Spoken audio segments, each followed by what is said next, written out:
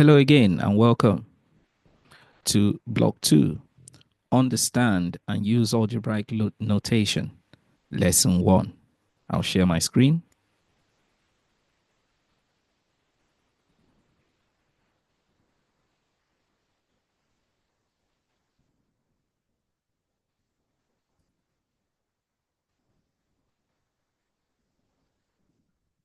So, your first lesson of Block 2 is single function machines with numbers. But before we start, I would like you to do a retrieval practice to get you thinking about maths.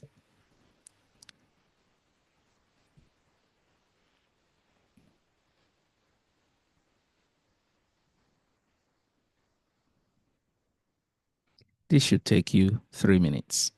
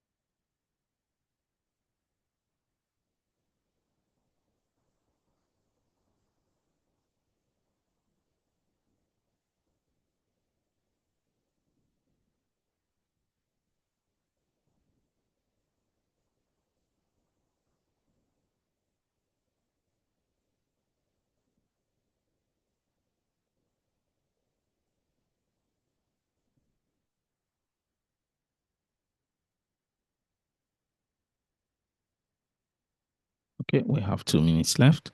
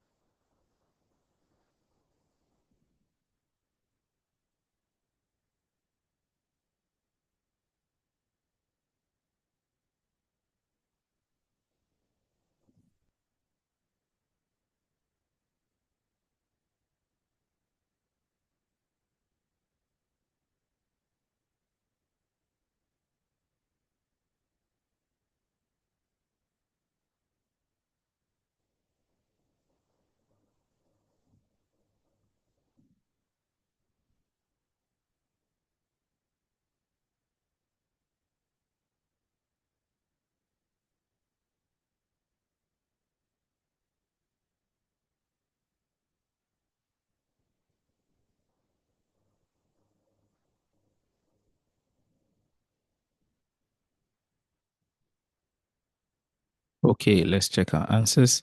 So I'm just going to review the answers. These problems, you should know how to do them from SATs. Okay, so here are the answers. You can mark your work quickly. Okay, let's do some new learning. Now, I want you to think of a function machine as a box, that makes things happen.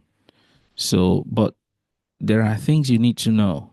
For a function machine, we call it single function machine because we only have one box. If we have a double function machine, it means we'll have two boxes that something needs to go into and then something will come out. But in today's lesson, remember our title is single function machines having to do with numbers. So we have an input. This is the function, the box that makes things happen, and then we have an output. Okay. So when we talk about function machine, we talk about input, function, something happens, which is the box, and then we have an output. So for example, if I say for this function machine, what do you think the box is doing? It is adding 10. So when you put anything in to the box, it's going to add 10 to it. Okay. So this function machine is plus 10. All right. If we put 60, we'll get 70 out. Yeah. So that's what the box is doing to the numbers.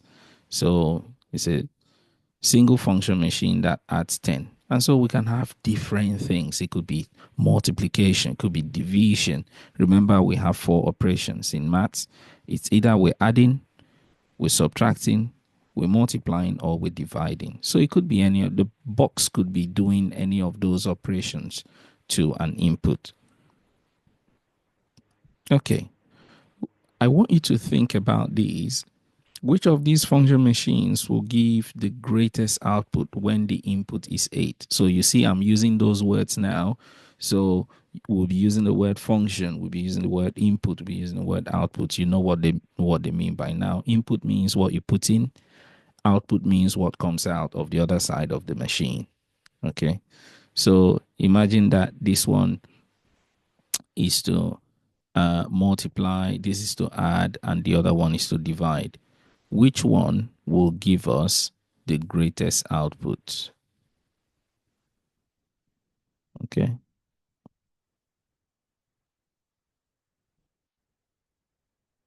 And of course, we know it has to be the second one. It's obvious. Okay. All right.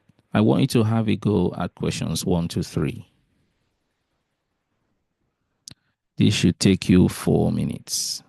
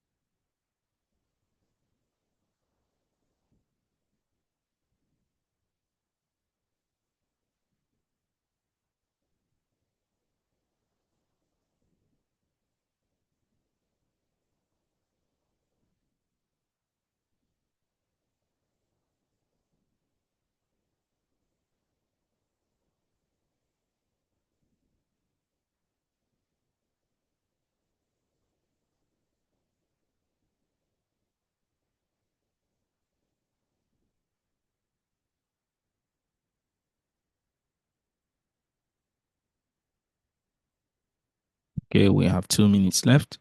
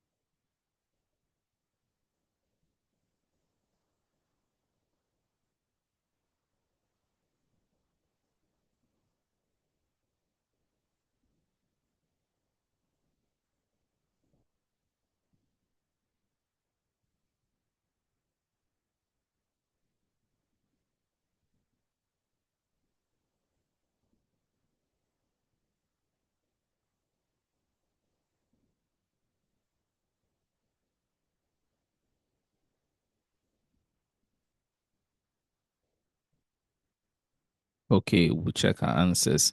So for these function machines, I have to let you know the skills that you should know from SATs. So if you're struggling with this, I would encourage you to look again at your multiplication, division skills, those simple skills that I should have known from SAT. So here are the answers. Mark your work quickly, please.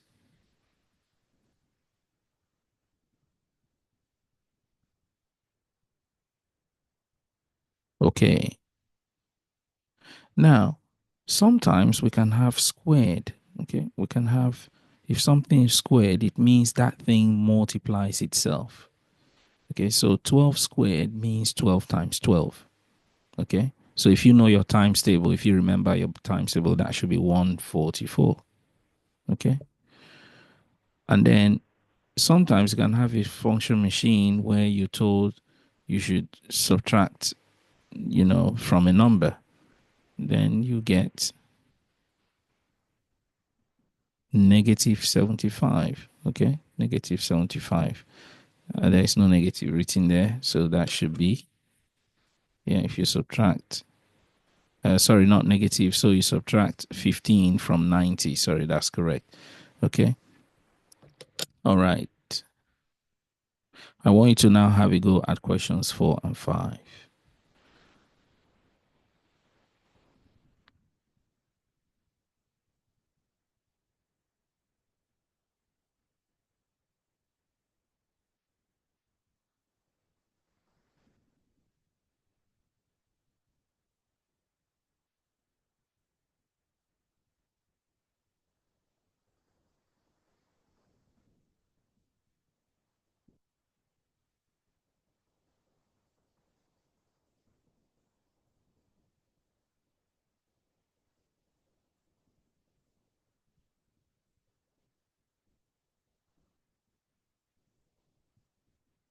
Okay. This should not take more than 3 minutes.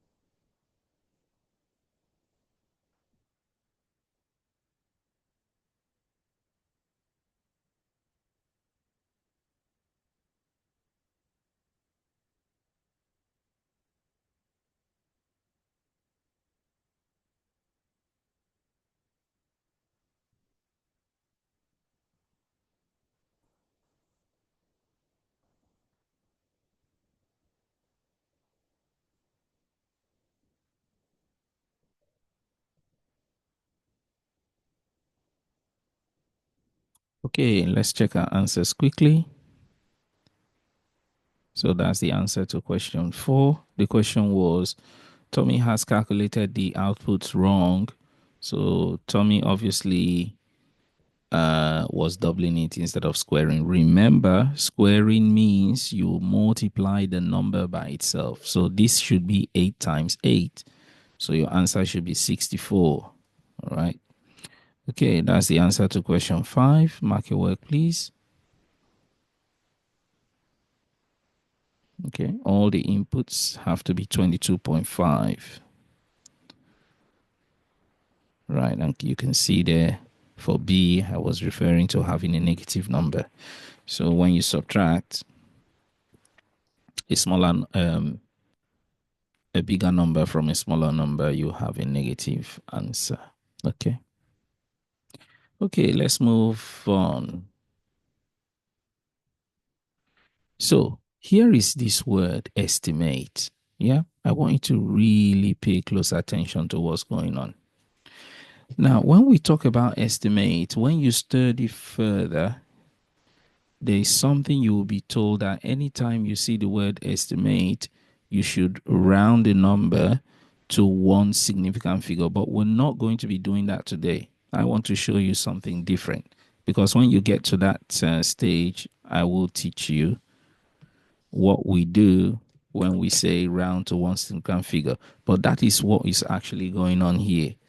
When we estimate, let me ask you the number 18. So we have 18, right? So we have the number 18. The next number below 18 is 17, and the next one is 19. Okay. So when we say, okay, and then we have 20. Okay, we have 18, 19, 20. So when we say estimate, we can simply say, okay,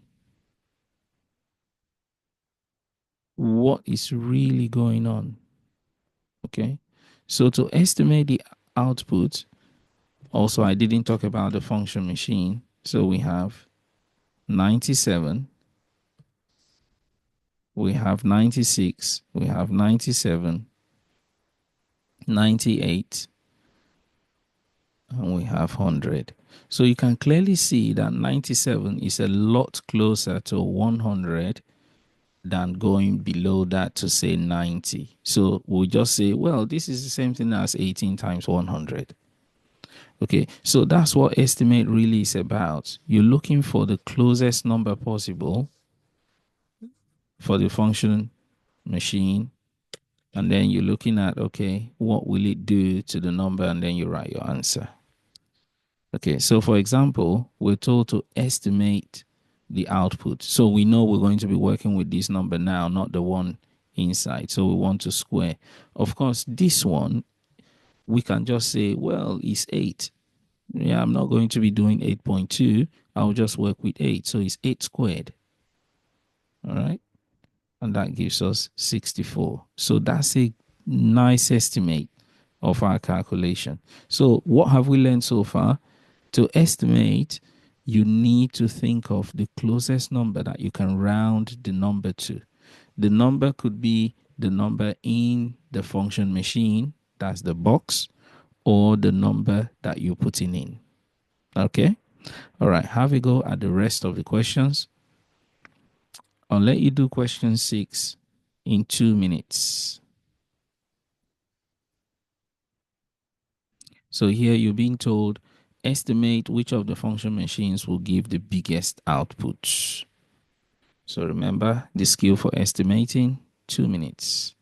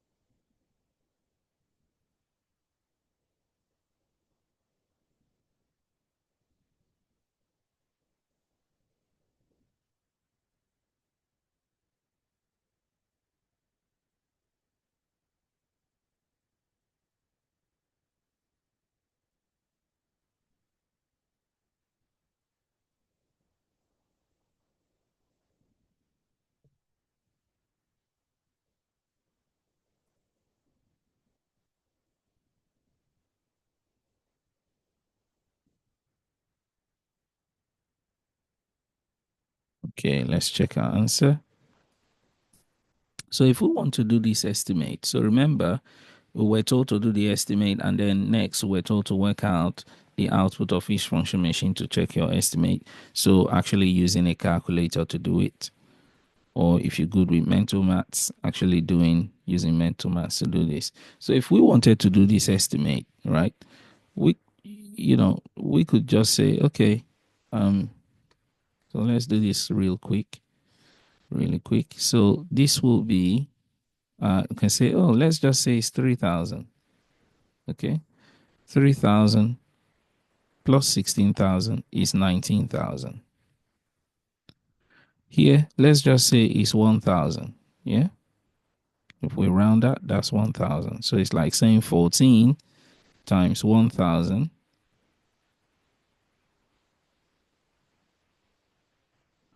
which will be 14,000. Then this one, you can say, okay, I just need to square 101. We'll just say, let it be 100. Okay, 100 squared will be 10,000. Okay, and then this one we can just say, this one is just 100,000 really. So 100,000 divided by 5 is 20,000.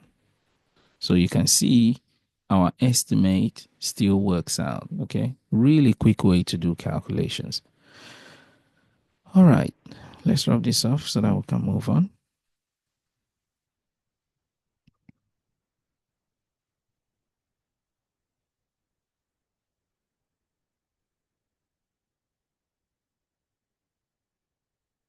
Okay, I want you to have a go at questions 7 to 9.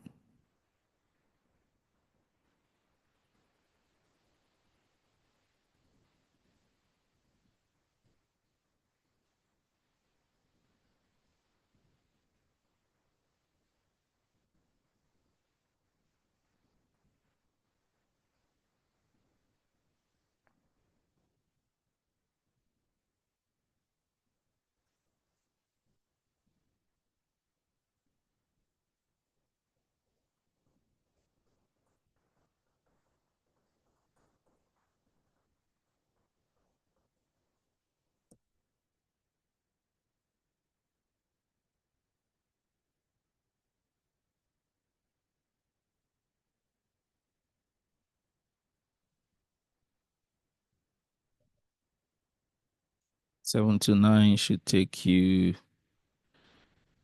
4 minutes.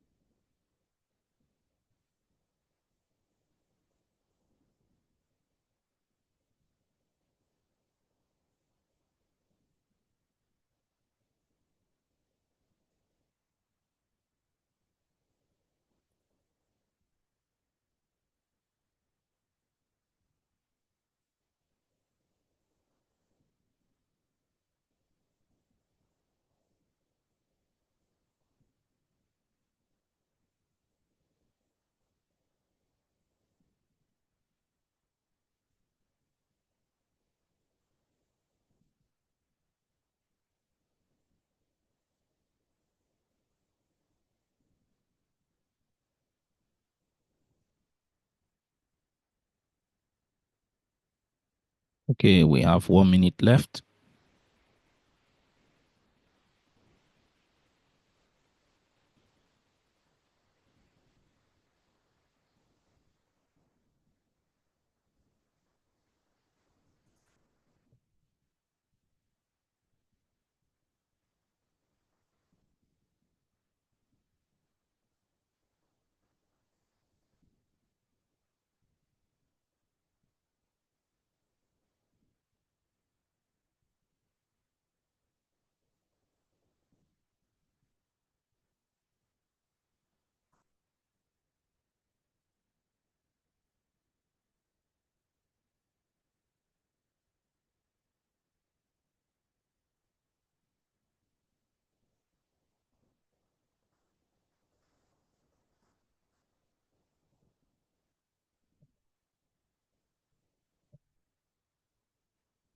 Okay, let's look at our answers.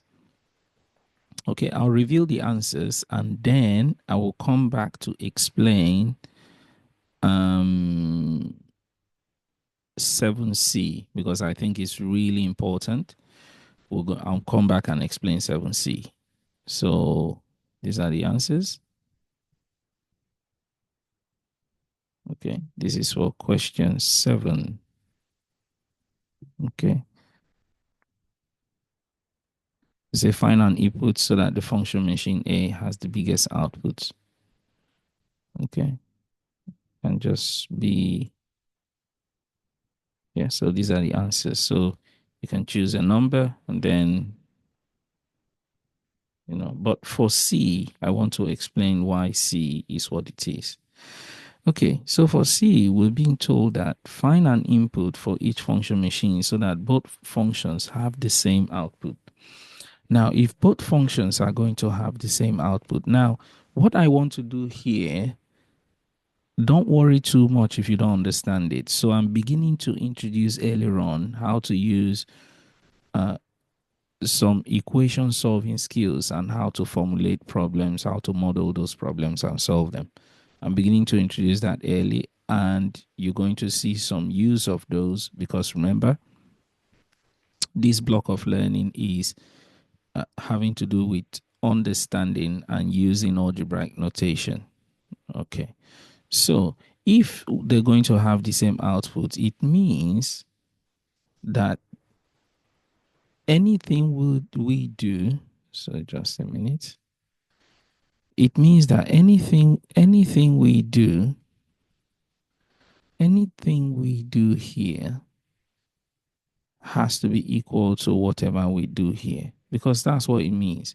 Anything you do here has to be equal to the other side. So if we say, okay, let this be x and let this also be x, remember we need to have the same, yeah, we need to have an input so that both machines will have the same output. So it means x plus 18,000 has to be equal to x times 18. Now in algebra, you need to know that when you times two things, it becomes, you write the number next to the letter. So this is now x plus 18,000 equal to 18x. Okay. Now in solving equations, you need to know how, we just know that we do this. So we do, change the color. So we do minus x. We need to get rid of that one.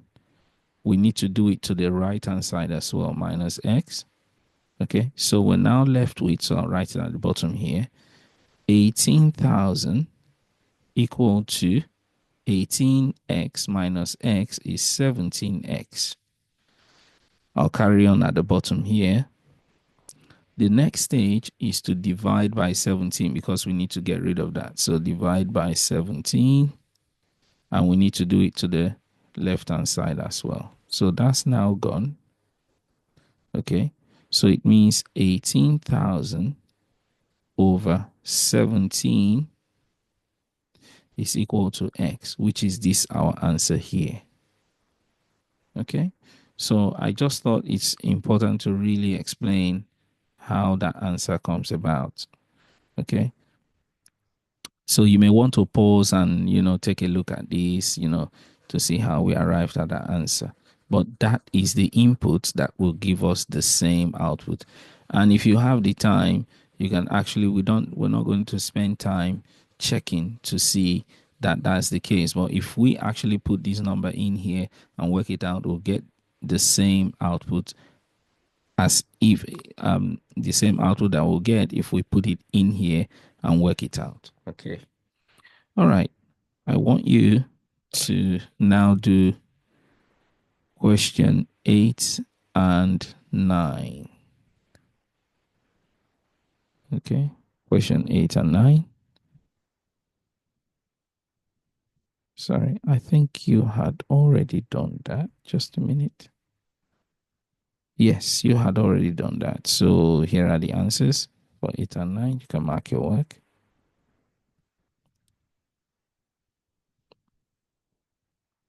So the answer is yes, they are all equivalent. Okay, they are all equivalent. So equivalent means whatever you have on the left will be on the right. Okay. And then that's the answer for question 9. Okay. All right. That brings us to the end of our lesson today. So, what have we learned so far? So far, we have learned in this lesson, which is lesson 1 of block 2. Block 2 has to do with to understand and use algebraic notation. In this lesson, we've learned about function machines. So, function machines, you have an input, the function does something to the number, and then you get an output. Now, I want you to take note of this because you may be wondering, oh, algebra, doesn't algebra have to do with letters? What are we doing with function machines? You're going to see why this is an important foundational work towards understanding and using algebraic notation. Okay, we'll stop here. Until next time, take care and bye.